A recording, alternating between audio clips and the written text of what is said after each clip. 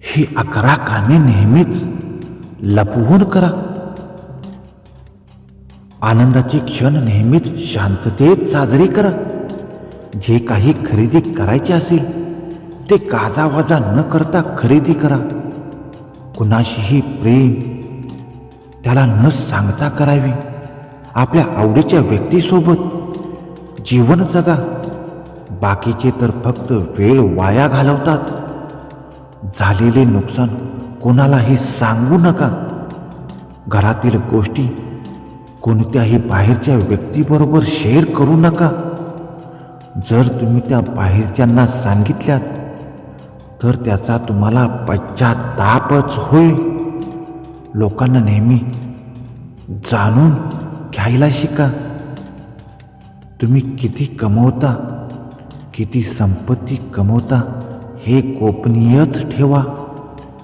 चार चौघात तुमचा जर कोणी अपमान करत असेल तर त्याला तीव्र प्रतिकार करा.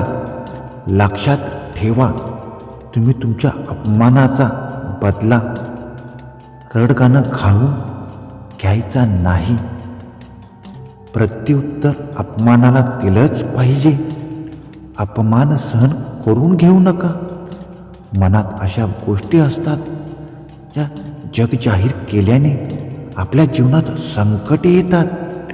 बुद्धिमान व्यक्ती तेच विचार बोलून दाखवतात जे हिताचे असतात. तुम्ही एखाद्या गुरूकडून दीक्षा घेतली तर गुरूने दिलेला गुरुमंत्र कोणालाही सांगू नका. त्यामुळे त्याच्या मंत्राचा अधिक लाभ फायदा होतो. जर तुम्ही एखाद्याचे औषध घेत असाल तर ते गोपनीय ठेवा.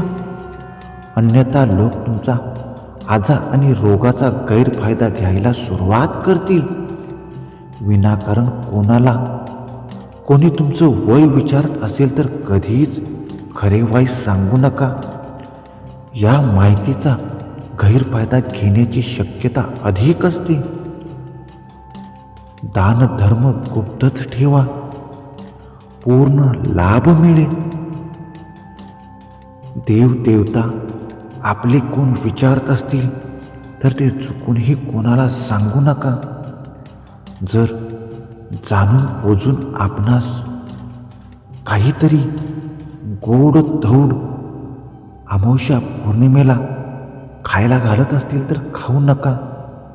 आपणास आपले कुलदेव कुलदेवते गुपचूपच ठेवायचे आहेत.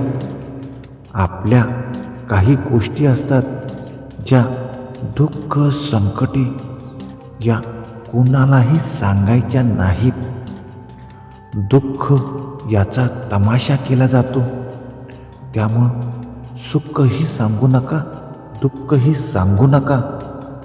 याचबरोबर आपल्या घरच्या व्यतिरिक्त बाहेरच्या कोणत्याही व्यक्तीला आपल्या गोपनीयतेबद्दल सांगू नका. आपले आर्थिक नुकसान, फायदा, पगार कोणालाही सांगू नका. आपले नित्यक्रम कोणालाही सांगू नका. जेवढे जास्त गुप्तता तेवढी जास्त प्रगती, तेवढे जास्त उन्नती आणि तेवढेच जास्त निवांतपणा, अगदी आनंदीपणा, सुख समृद्धी, वैभव प्राप्ती